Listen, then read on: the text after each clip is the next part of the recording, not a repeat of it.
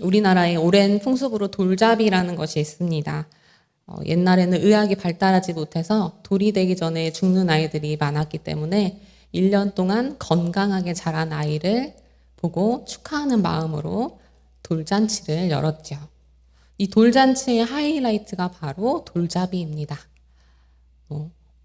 실이나 돈이나 국수 이런 것들을 늘어놓고 이제 아이가 어떤 것을 잡을 것인가, 이 아이가 장차 어떤 삶을 살 것인가 그려보는 것입니다. 요즘에는 전통적인 물건뿐만 아니라 축구공, 마이크, 청진기, 판사봉 이런 것들을 놓기도 합니다. 저희 아이들 돌 때는 제가 작은 성경책을 놓기도 했는데 잡지는 않았습니다. 아이가 돌잡이를 하려고 손을 뻗으면 어른들이 어떻게 하나요? 막 박수를 치면서 이거 잡아라, 이거 잡아라 하고 서로 잡기 원하는 것들을 이야기를 하죠. 그러면 이 아이가 무엇을 잡을까요? 오늘 할아버지가 오셨으니까 내가 할아버지가 말씀하시는 거 잡아서 할아버지 기쁘게 해드려야 되겠다 하고 할아버지 싹 보고 할아버지가 원하시는 걸 잡을까요?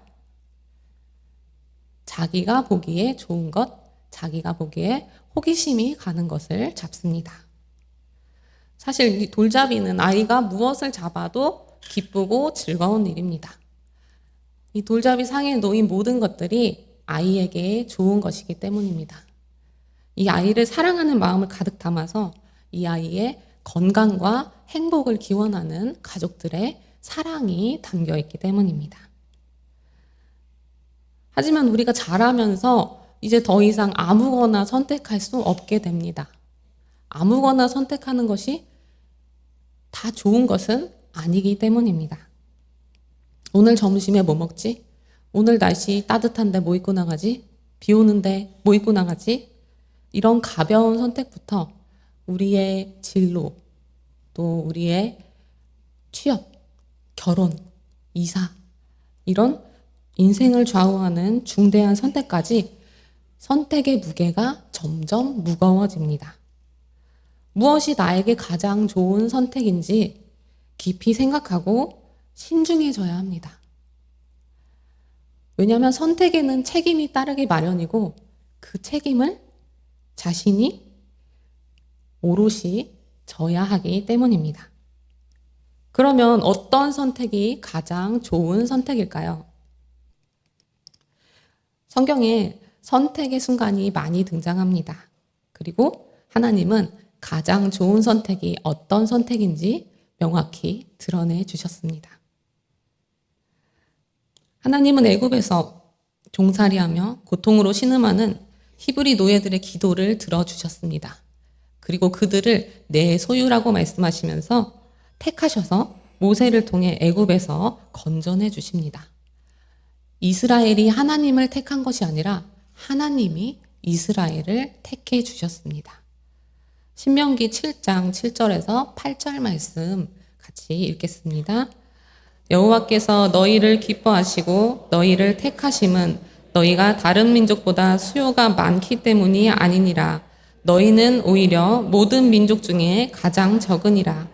여호와께서 다만 너희를 사랑하심으로 말미암아 또는 너희의 조상들에게 하신 맹세를 지키려 하심으로 말미암아 자기의 권능의 손으로 너희를 인도하여 내시되 너희를 그 종되었던 집에서 애굽 왕 바로의 손에서 속량하셨나니. 아멘. 이스라엘 백성의 숫자가 대단히 많은 것도 아니었고 이스라엘이 뭔가 강력한 용병이 있거나 뛰어난 전술이 있는 것도 아니었습니다. 하나님께서 선택하실 어떤 보기에 좋은 이유가 이들에게는 있지 않았습니다. 다만 하나님께서 그들을 사랑하셔서 백성으로 선택해 주신 것입니다. 선택받은 이스라엘 백성들은 이제 하나님의 부르심에 응답해야 했습니다. 어떻게 응답할까요? 신명기 6장 5절입니다. 너는 마음을 다하고 뜻을 다하고 힘을 다하여 내 하나님 여호와를 사랑하라. 아멘. 하나님을 사랑하고 그 율법을 지키고 이것을 자녀에게 가르치면 너희를 젖과 꿀이 흐르는 땅에 들여보내주고 그리고 거기서 너희가 번성할 것이다. 이것이 선택받은 이스라엘 백성들이 하나님께 받은 약속이었습니다. 이스라엘 백성들은 선택받은 백성답게 하나님께서 원하시는 모습으로 살아가며 하나님을 신뢰하고 하나님을 사랑하며 그 삶으로 하나님께 그 선택에 대한 응답을 보여드려야 했습니다. 우리는 성경의 뒷이야기를 다 알고 있기 때문에 이스라엘 백성들이 어떻게 행동해야 되는지 너무나 명확하게 보입니다. 그러나 이스라엘 백성들은 광야에서 많은 선택의 갈림길에 섰습니다. 금송아지인가 하나님인가? 애굽에서 종살이하면서 먹던 음식인가? 아니면 하나님께서 주시는 만나와 메추라기인가? 불평과 원망의 불뱀인가? 생명을 소생시키시는 노뱀인가? 광야에서 백성들은 이렇게 끊임없이 도전받고 선택의 기로에 섰습니다. 또 잘못된 선택은 많은 백성들을 죽음으로 이끌기도 했습니다.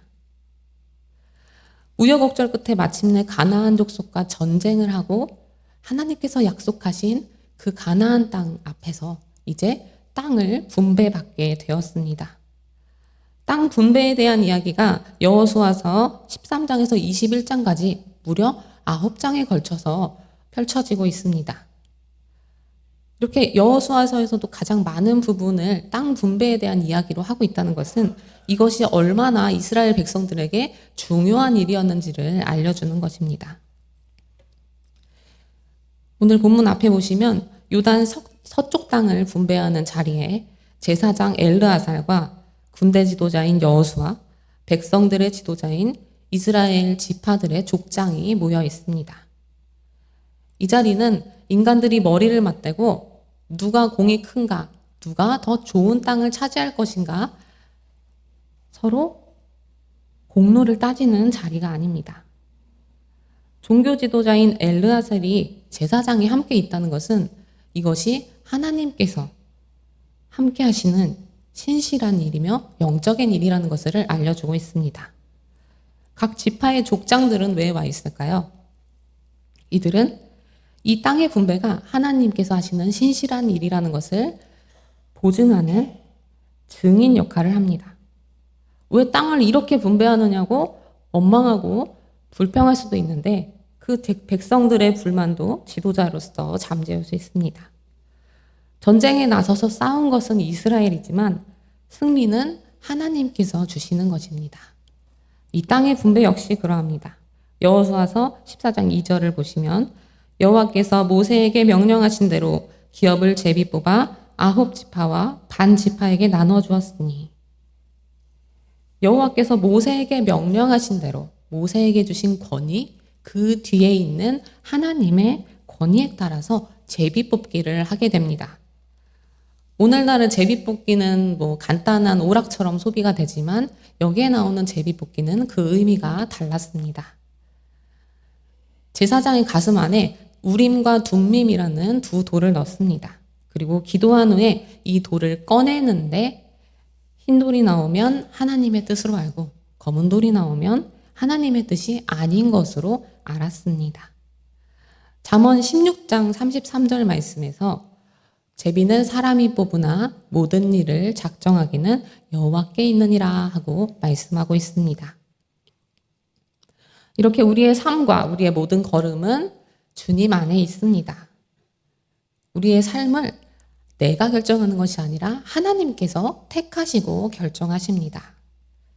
하지만 이것을 잊고 우리는 매일매일 선택의 기로에 서 있습니다. 마태복음 6장 25절을 보시면 예수님께서 이렇게 말씀하십니다. 너희의 목숨을 위하여 무엇을 먹을까? 무엇을 마실까? 몸을 위하여 무엇을 입을까? 염려하지 말라. 목숨이 음식보다 중하지 아니하며 몸이 의복보다 중하지 아니하냐. 아멘. 우리가 매일 하는 선택은 사실 영적인 것이라기보다는 육적인 것에, 세상적인 것에 향해 있는 경우가 대부분입니다.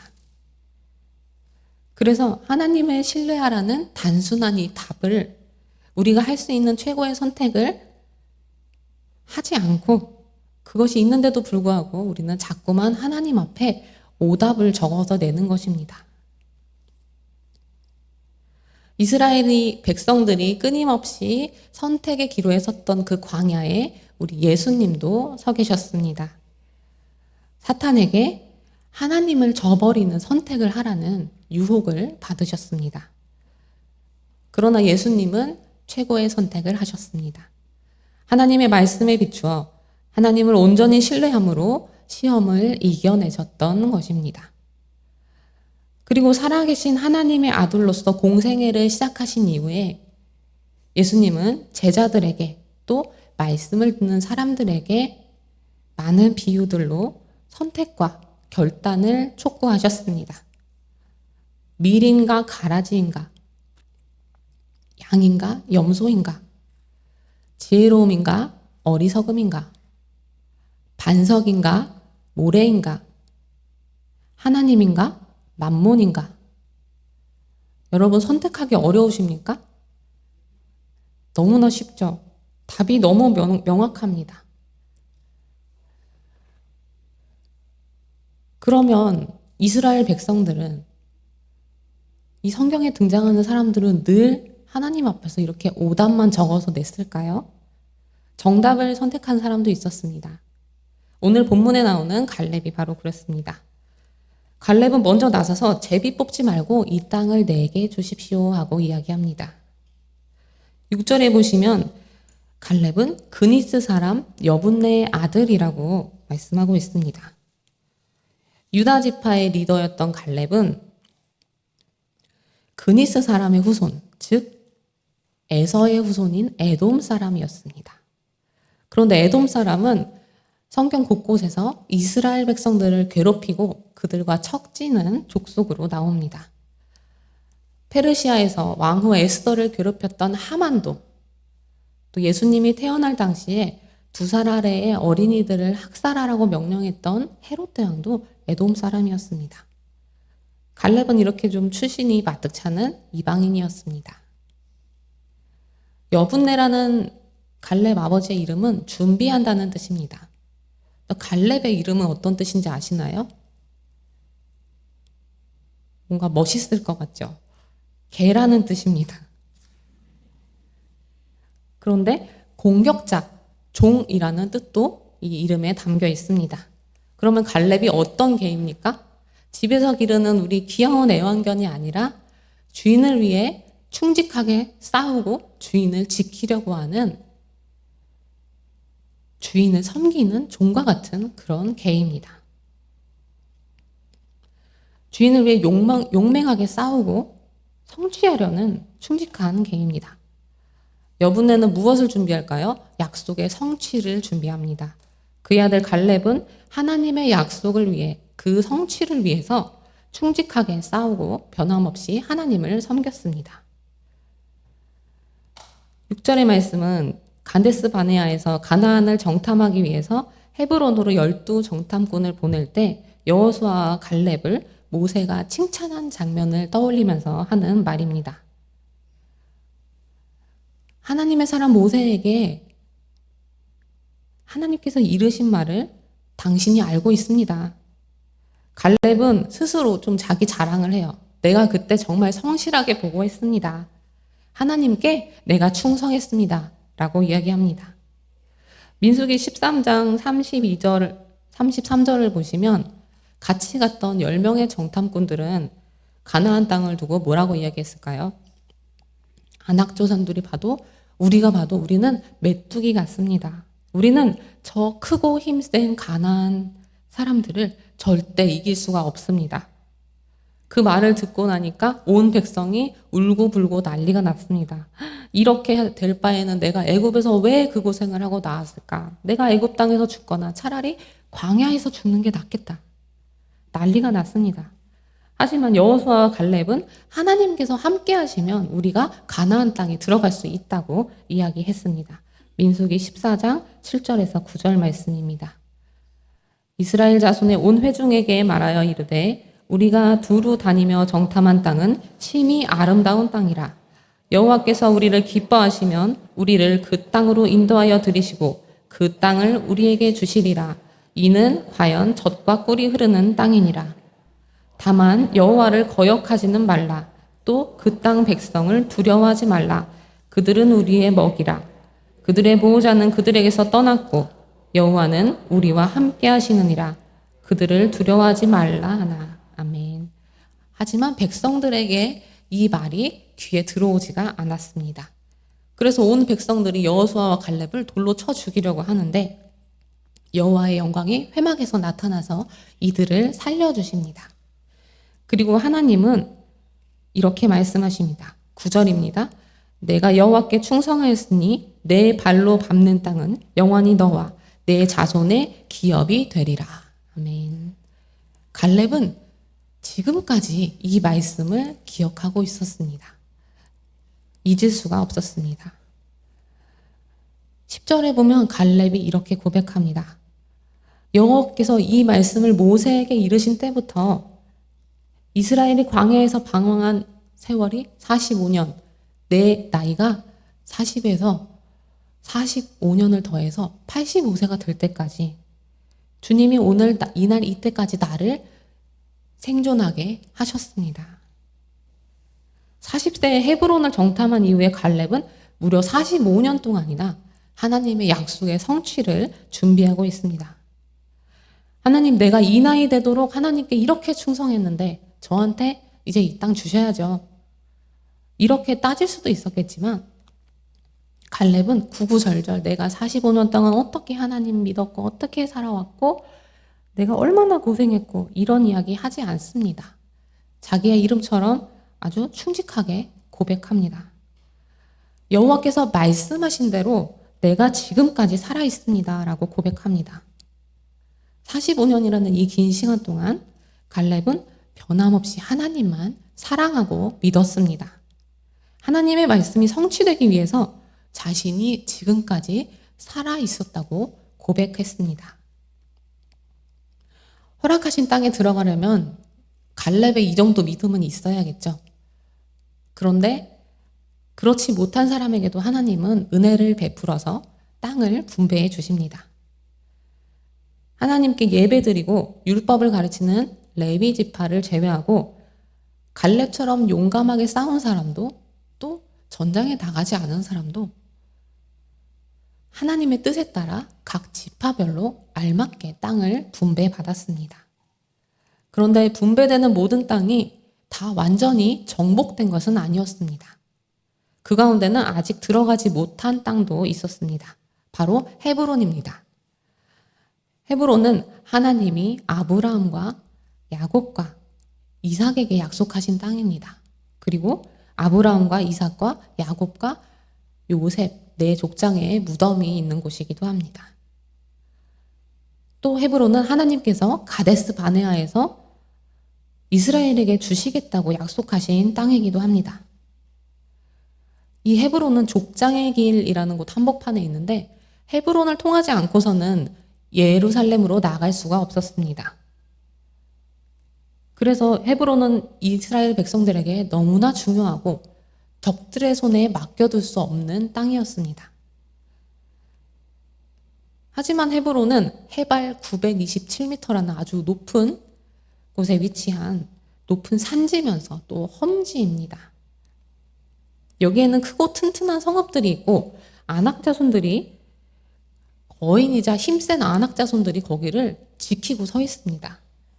그래서 어느 누구도 선뜻 제가 헤브론을 가겠습니다 라고 말하기가 어려운 땅이었습니다. 그런데 갈렙이 이때 나서서 말하는 것입니다. 11절 모세가 나를 보내던 날과 같이 오늘도 내가 여전히 강건하니 내 힘이 그때나 지금이나 같아서 싸움이나 출입을 감당할 수 있으니 그날에 여호와께서 말씀하신 이 산지를 지금 내게 주소서. 이스라엘을 떨게 만든 아낙 자손이 있는 그 산지를 내게 주소서 하고 이야기합니다.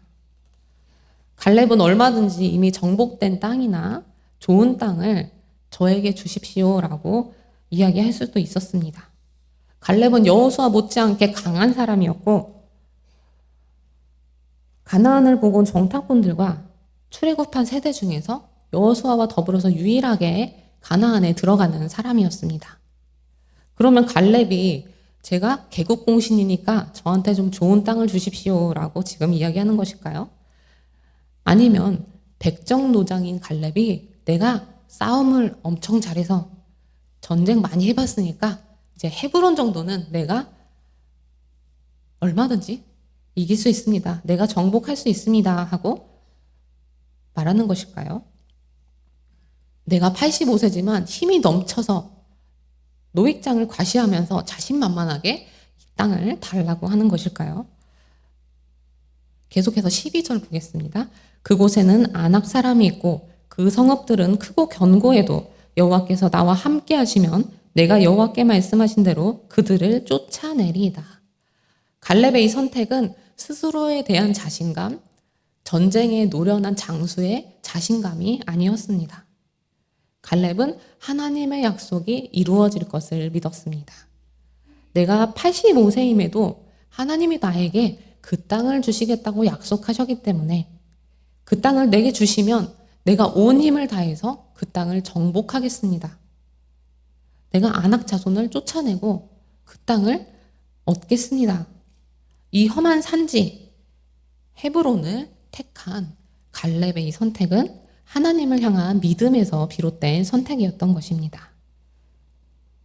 14절을 보시면 헤브론은 어떻게 되었습니까? 그니스 사람 여분네의 아들 갈렙의 기업이 됩니다. 그래서 그 결과는 이는 그가 이스라엘 하나님 여호와를 온전히 쫓았습니다. 하나님을 온전히 따랐기 때문에 헤브론은 하나님께서 갈렙에게 기업으로 주셨습니다. 그리고 갈렙은 기업으로 받은 데서 그치지 않고 더 나아갑니다. 이 헤브론의 이름은 옛 이름은 기럇 아르바입니다. 기럇은 성읍이라는 뜻이고 아르바는 아낙 사람 중에 가장 큰 사람이라는 뜻입니다. 갈렙은 아낙 사람 중 가장 큰 사람의 성읍을 점령합니다. 그리고 그 땅에 전쟁이 그치게 되었습니다. 갈렙은 결국 그 땅에 들어가서 하나님의 약속이 성취되는 것을 보았습니다. 가나안 정탐 이후에 하나님의 약속을 기억하면서 45년을 기다려온 갈렙의 믿음은 비록 육신은 쇠할지라도 영적인 젊음을 유지하면서 결코 쇠하지 않는 하나님을 향한 열정을 유지하면서 85세까지 살아올 수 있었던 원동력이 되었습니다. 고령의 나이에도 이 악조건의 헤브론을 선택할 수 있는 인생을 지배하는 신념이 되었습니다. 갈렙은 이 선택으로 또다시 목숨을 걸고 싸워야 하는 어려움에 스스로를 몰고 갔습니다. 하지만 갈렙이 괜히 그런 어려움을 선택한 것은 아니었습니다. 갈렙은 끝까지 하나님을 바라보는 믿음을 선택했습니다. 하나님의 약속이 성취될 것을 믿고 그 약속의 의지에 이날까지 살아왔고 또 남은 인생을 걸고 헤브론을 선택했습니다.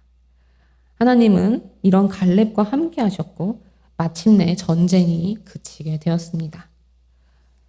그래서 이 산지를 내게 주소서라는 갈렙의 외침은 하나님, 내가 정말 오래 기다렸으니까 이제 저에게 한몫 주십시오 하는 요구가 아닙니다. 하나님, 내가 하나님을 믿고 신뢰합니다. 이제 하나님의 약속이 이루어지기 원합니다 라는 신앙의 고백입니다. 눈에 보이는 이 헤브론 너머에 오래전에 약속하신 하나님을 온전히 신뢰하고 하나님을 바라보았던 갈렙의 선택, 그것은 그의 인생에 있어서 최고의 선택이었습니다. 그런데 갈렙의 이야기가 여기서 끝나지 않습니다. 15장을 보시면 갈렙의 딸이 결혼하는 이야기가 나옵니다. 근데 이 딸이 어떻게 결혼하면요, 우리 옛날 이야기 중에 그런 이야기들 있죠. 왕이 어떤 아주 골치 아픈 일이 생겨서 이 문제를 해결하면, 혹은 우리 백성들을 괴롭히는 적들을 물리치면 내가 그 사람을 공주와 결혼시켜주겠다. 이런 이야기 들어보셨을 겁니다. 그래서 뭔가 대단하지 않은 별 볼 일 없는 청년인데 그 이야기를 듣고 그 모든 고난과 역경을 이기고 결국에 공주와 결혼한다. 이런 옛날 이야기들을 들어보셨을 겁니다. 예전에 이렇게 뛰어난 공로를 세운 사람에게 자기 자녀를 주는 전통이 있었다고 합니다. 여호수아 15장에서 갈렙은 헤브론에서 아낙 소생의 세 아들을 쫓아내고 드빌을 쳤다고 하고 있습니다. 드빌이라는 곳은 다시 말해서 기럇 세벨이라는 이름을 가지고 있는데요. 이곳을 정복하는 사람에게 나의 딸 악사를 주겠다라고 갈렙이 이야기하자 갈렙의 아우인 그나스, 그 그나스의 아들인 온니엘이 기럇 세벨을 정복합니다. 그리고 갈렙의 딸과 결혼하게 됩니다. 그러면 갈렙이 골치 아픈 땅을 정복해주는 사람한테 내가 내 딸을 줄게 라고 젊은 용사의 손을 빌려서 아주 손쉽게 땅을 정복하려고 한 것일까요? 자기가 가졌던 하나님을 신뢰하는 굳은 믿음, 그 믿음을 가지고 나아가는 믿음의 용사에게 그를 믿음의 후손으로 가족으로 받아들였다는 것입니다. 즉 신앙을 물려주었다는 것입니다. 시편 78편 6절에서 8절 말씀 보시면 이는 그들로 후대에 곧 태어날 자손에게 이를 알게 하고 그들은 일어나 그들의 자손에게 일러서 그들로 그들의 소망을 하나님께 두며 하나님께서 행하신 일을 잊지 아니하고 오직 그의 계명을 지켜서 그들의 조상들 곧 완고하고 패역하여 그들의 마음이 정직하지 못하며 그 심령이 하나님께 충성하지 아니하는 세대와 같이 되지 아니하게 하려 하심이로다. 아멘. 우리도 우리의 후손들에게 이렇게 신앙을 물려줘야 합니다. 오늘 우리 자녀들에게 가장 좋은 것 한 가지를 선택해서 줄 수 있다면 무엇을 주시겠습니까? 돌잡이상에 놓인 모든 돌잡이 용품들이 다 좋은 것처럼 우리 자녀가 무엇을 선택해도 다 좋은 것, 그런 것들 중에서 고르기를, 선택하기를 원하실 것입니다. 그러면 우리 자녀에게 줄 수 있는 가장 좋은 것이 무엇일까요? 오늘 갈렙이 보여준 믿음입니다. 그런데 나만 믿음을 가지고 평생 믿음의 사람으로 사는 것이 아니라 이 믿음을 다음 세대에게 물려주는 것, 믿음의 본을 보이는 것, 그것까지가 우리들의 사명입니다. 이제 내일부터 진행되는 중등부 수련회를 시작으로 우리 교회 학교의 겨울 사역들이 시작됩니다. 다음 세대들이 이 겨울 수련회와 성경학교를 통해서 그들의 삶에서 최고의 선택을 할 수 있도록, 믿음을 선택할 수 있도록 평생 하나님을 온전히 믿고 신뢰하는 자녀들 될 수 있도록 기도해 주시기 바랍니다. 사랑하는 여러분, 우리는 또한 갈렙과 같은 선택을 해야 할 줄로 믿습니다. 나의 일생을 걸고 나의 전부를 걸고 하나님을 바라보는 믿음의 삶을 선택해야 할 줄로 믿습니다. 갈렙과 같이 하나님을 온전히 따르고 우리를 향하신 하나님의 계획을 믿으며 평생 하나님만을 바라보는 믿음의 삶 살아내시기를, 또 그 믿음을 우리 자녀에게 소중한 유산으로 물려주시는 거룩한 사명 잘 감당하시기를 주님의 이름으로 축원합니다. 우리 이 시간에 함께 이 산지를 내게 주소서 찬양하시겠습니다.